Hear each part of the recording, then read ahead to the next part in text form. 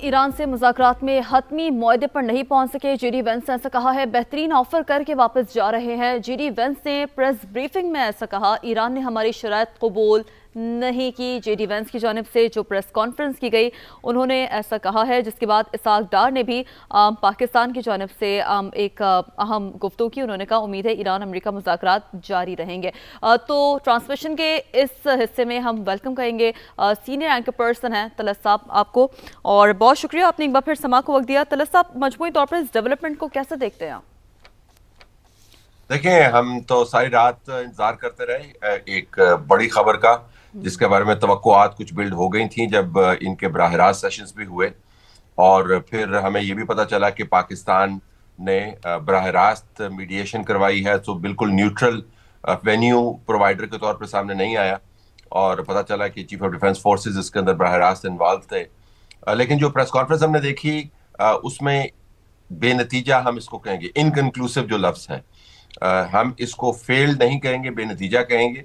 और बेनतीजा भी फिलहाल, क्योंकि हमारे पास ईरान का पर्सपेक्टिव अवेलेबल नहीं है अमेरिका के जाविये से। और ये भी जेडी वैंस की प्रेस कॉन्फ्रेंस आपने भी देखी, हमने भी देखी, उसमें उन्होंने उनकी बॉडी लैंग्वेज से लग रहा था कि वो डिसअपॉइंटेड हैं। ज़ाहिर 18-21 घंटे अगर आप एक लंबे तवील सेशन के अंदर बैठे हों और वो नताइज ना ले पाए जिस तवक्को के साथ आप आए थे, तो कुछ ना कुछ थकन का इजहार होता है। लेकिन आपने ये देखा होगा कि वो उन एग्रीमेंट्स के ऊपर जिनके ऊपर इत्तफाक राय हुआ, उनका उन्होंने जिक्र नहीं किया। एक दिलचस्प रिपोर्ट में देख रहा था एक अंग्रेजी अखबार की, जिसके अंदर उन्होंने ईरान के फॉरेन ऑफिस स्पोक्स पर्सन के हवाले से बात की कि हमने एक दूसरे के नुक्ता नज़र को जांचा और बहुत सारे मामलात के बारे में हमारा इत्तफाक राय भी था, लेकिन हतमी तौर पर न्यूक्लियर के ऊपर आकर बात ख़त्म हुई। और जेडी वैंस जो है वो अपनी तरफ से बेहतरीन ऑफर करके ईरान को वापस चले गए। अभी जो दो बड़े इशू हैं उसके ऊपर अभाम मौजूद है। एक तो ये कि सीज फायर का मुस्तकबिल क्या है। जेडी वैंस ने अपनी प्रेस कॉन्फ्रेंस में सीज फायर के मुस्तकबिल के बारे में बात नहीं की। और दूसरा ये कि क्या अगला राउंड होगा, यानी फॉलो अप इसका क्या होगा, क्योंकि सीज फायर अगर होल्ड कर रहा है और वो सीज फायर डोनाल्ड ट्रंप ने खुद से 2 हफ्ते का वक्त दिया हुआ है, तो फिर बाकिया दिनों के अंदर क्या होगा। और अगर ईरान और अमेरिका के दरमियान बहुत सारे मामला जिनका इयादा किया कि उनके ऊपर इंगेजमेंट हुई जेडी वैंस ने, अगर उनके ऊपर कुछ इत्तफाक राय हुआ है, तो फिर क्या बड़े एग्रीमेंट की ख्वाहिश लिए हुए उनको नज़रअंदाज कर दिया जाए। तो ये इश्यूज जो हैं, ये अभी तज्जिए के जरिए हम इनको देख सकते हैं, लेकिन मालूमात इनके ऊपर बाकी हैं। जो ईरान का पर्सपेक्टिव है वो जब आएगा तो आपको पता चलेगा कि दूसरी साइड से इंटेंट क्या है। ये एक दिलचस्प इस दौरानिए में पिछले 24 घंटों के अंदर जो वाकया हुआ वो ये कि जो आबनाए हुर्मुज़ है, वहां पर अमेरिका ने अपने बहरी बेड़े दाखिल कर दिए हैं। 2 जहाज हैं, बेड़े नहीं है, 2 जहाज हैं उनके, जिनके जरिए वो उस तमाम आबनाई के अंदर अगर कहीं पर कोई बारूदी सुरंगें बिछाई गई हैं, उनको साफ कर रहा है। और डोनाल्ड ट्रंप ने कल अपने 3 सोशल मीडिया पोस्ट के अंदर बार बार ये बात की है कि हम आबनाए हुर्मुज़ को खोल रहे हैं, आबनाए हुर्मुज़ खुला हुआ है, बहुत सारे जहाज अमेरिका का तेल और गैस लेने के लिए हमारी तरफ आ रहे हैं और वो जहाज वापस जाएंगे। अमेरिका, आपको पता है, तकरीबन अपने तमाम ऑयल एक्सपोर्ट्स का कोई 7 से 8% जो है आबनाए हुर्मुज़ में से गुजरवाता है। कुछ इंडिया को जाता है, कुछ जापान को जाता है, कुछ चीन को भी जाता है। तो आबनाए हुर्मुज़ के खुलने के बाद मेरे ख्याल में अमेरिका के पास कोई बहुत बड़ा इशू रह नहीं गया था। न्यूक्लियर इशू है, लेकिन हम सबको मालूम है कि न्यूक्लियर इशू तय करना एक नशिस्त का के बस की बात नहीं है। पिछली मरतबा न्यूक्लियर इशू के ऊपर जो ओमान में बातचीत टूटी, तो उसके ऊपर भी टूटने से पहले 7 राउंड हुए थे। इस्लामाबाद में तो 1 राउंड हुआ, और जो ओबामा के दौर में जो मुआहदा हुआ उसके ऊपर 20 माह लगे थे। तो न्यूक्लियर इशू ठीक है, उन्होंने मेंशन कर दिया, लेकिन हमारा ख्याल है कि अमेरिका ने इस तमाम मुद्दे के अंदर आबनाए हुर्मुज़ के अंदर अपने जहाज ले गया है और वहां से वो आबनाए हुर्मुज़ को बारूदी सुरंगों से निजात उसको दिलवा रहा है। आप देखते हैं कि ईरान का इसके ऊपर मौक़िफ़ क्या होता है। तो आपके नज़दीक आपका तज्जिया क्या कहता है तलत साहब? अब ईरान का इस पर मौक़िफ़ क्या होगा? जैसे कि आपने अब से कुछ देर पहले भी जब आप गुफ्तगू कर रहे थे, आपने कहा था कि अमेरिका वो समहाउ एक्सपेक्टिंग कि आज कोई फाइनल मुआहदा हो जाएगा, इसीलिए जेडी वैंस अपनी प्रेसर में अनफॉर्चुनेट उसे कोट किया है। लेकिन बहरहाल आपने अभी भी अपनी गुफ्तगू में जिक्र किया कि ये न्यूक्लियर पर बात होना, कोई एक नशिस्त की तो बात हो नहीं सकती। تو آپ کا تجزیہ کیا کہتا ہے سیز فائر کے مستقبل کے حوالے سے؟ طلعت صاحب، ایران کا کیا ممکنہ طور پر جواب آ سکتا ہے؟ دیکھیں یہ سوال آپ کا بڑا اہم ہے، کیونکہ اس کے اندر آبنائے ہرمز جو ہے وہ اس وقت ایک ٹریگر کے طور پر موجود ہے، یعنی جس کے ذریعے مزید کانفلکٹ بڑھ سکتا ہے۔ امریکہ کے جہاز وہاں پر موجود ہیں، اور ایران کا یہ دعویٰ موجود ہے اور اصرار موجود ہے کہ آبنائے ہرمز میں سے جو جہاز گزریں گے وہ ہماری منشا کے مطابق گزریں گے، یا ہم سے پوچھ کے گزریں گے، یا ہمیں فیس دے کے گزریں گے۔ تیسرا کوئی کام نہیں ہے۔ آپ نے دیکھا جو ہماری بھی شپس آئیں جو آئل اور گیس لے کے آئیں 9 کے قریب، اور اس کے بعد مزید بھی آنے کی توقع ہے۔ ایران کے ساتھ معاملات طے ہوئے، لیکن وہ جنگی حالت تھی۔ اب دنیا کا ماننا یہ ہے کہ بین الاقوامی قانون کے تحت آپ کسی بھی بین الاقوامی گزرگاہ کو کوئی ملک اپنے قبضے میں نہیں لے سکتا، اور جنگ سے پہلے یہ ٹرمپ صاحب کی کرامات ہیں کہ جنگ سے پہلے یہ آبنائے ہرمز کھلی ہوئی تھی، جنگ کے بعد آبنائے ہرمز کے اوپر ایران نے اپنا دعویٰ دائر کیا ہوا ہے۔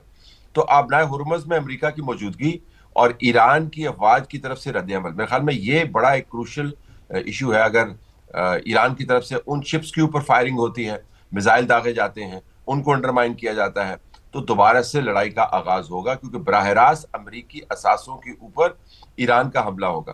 تو اگلے چند گھنٹوں میں کہوں گا آدھے دن میں یا 24-25 گھنٹوں میں، ایک دن میں آپ کو یہ اندازہ ہو جائے گا کہ ایران کی طرف سے رد عمل کیا ہے۔ دوسری بات، ہمیں ڈونلڈ ٹرمپ کا سوشل میڈیا بھی دیکھنا ہے کہ اس کے اوپر وہ کیا چیز پوسٹ کرتا ہے۔ جب وہ پوسٹ کرے گا تو پھر پتہ چلے گا کہ اس کی نظر میں کہ اب سیز فائر کی وقت کیا رہ گئی ہے، اب آنے والے دنوں میں اس نے ایران کے ساتھ کیسے انگیج کرنا ہے۔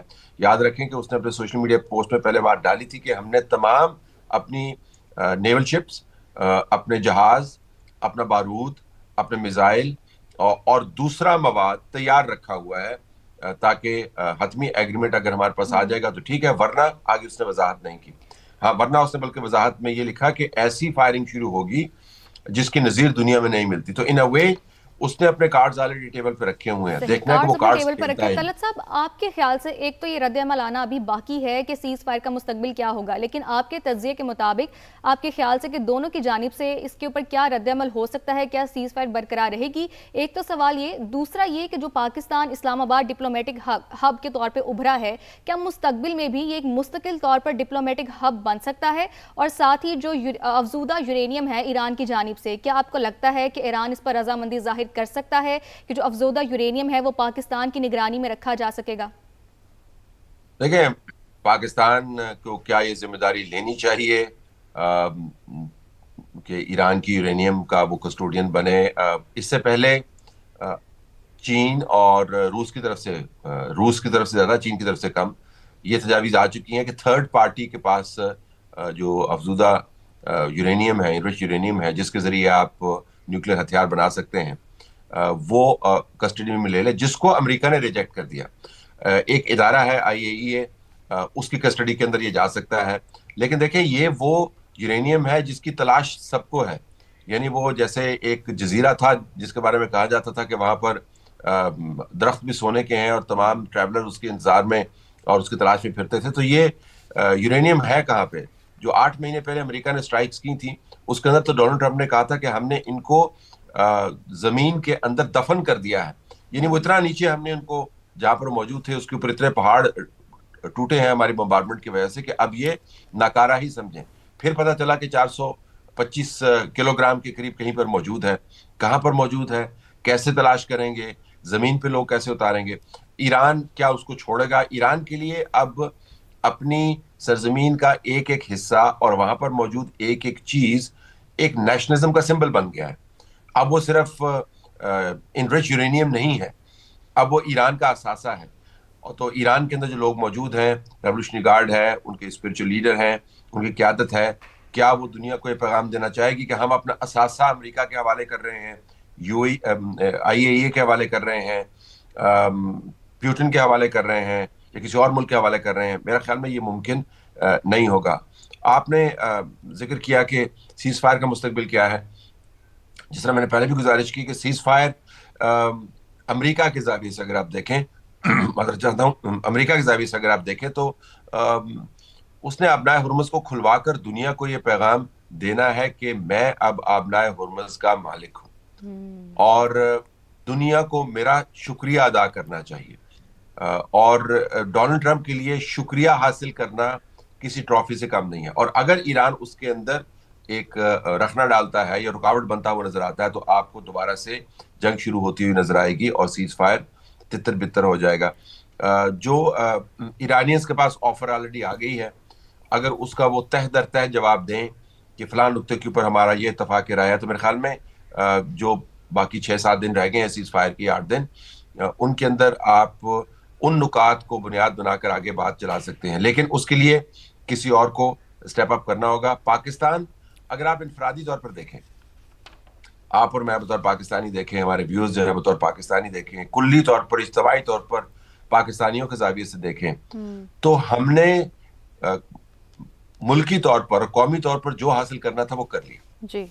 लेकिन चूंकि हम सिर्फ ये काम अपने लिए नहीं कर रहे थे, लिहाजा ये बात करना मायूब लगता है कि जब टॉक्स इंक्लूसिव है तो पाकिस्तान ये बात क्यों करे, और हम नहीं कर रहे हैं। हम तो सिर्फ आपको ये एक जाविया दे रहे हैं अपने व्यूअर्स को कि अगर हम ऐसे देखना चाहें तो हम ये बात कर सकते हैं कि हमने जो कर दिखाया वो अपनी जगह पर हमेशा कायम रहेगा। बिल्कुल। जिस वक्त दुनिया इस मामले से भाग रही थी, यूरोप इस मामले से भाग रहा था, मशरिक वस्ता के मुल्क पर किसी का ट्रस्ट नहीं था, अमेरिका पर किसी का ट्रस्ट नहीं था और बड़े बड़े ममालिक पीछे हट गए थे, पाकिस्तान वाहिद मुल्क था जो स्टेप अप किया और उसने अपने दरवाजे खोले। ना सिर्फ दरवाजे खोले बल्कि उसने उसके अंदर हाथ बढ़ाकर दोनों का हाथ पकड़ा और उनको लेके आया। वो अंग्रेजी में कहते हैं कि जी आप एक घोड़े को, उसका तर्जमा कर रहा हूँ, एक घोड़े को एक कुएं के पास ले जा सकते हैं, जी जी, लेकिन आप उसे पानी नहीं पिलवा सकते। और बिल्कुल तलत साहब, आपके इसी स्टेटमेंट को किरण साहिबा भी जब सुबह हमारे साथ मौजूद थी, उन्होंने भी बिल्कुल कोट किया था। कल तलत साहब बिल्कुल यही एग्जाम्पल दे रहे थे। इतना ही एक जो है वो प्रोमिनेंट रोल पाकिस्तान ने प्ले किया है, क्योंकि देखें दुनिया उस वक्त जब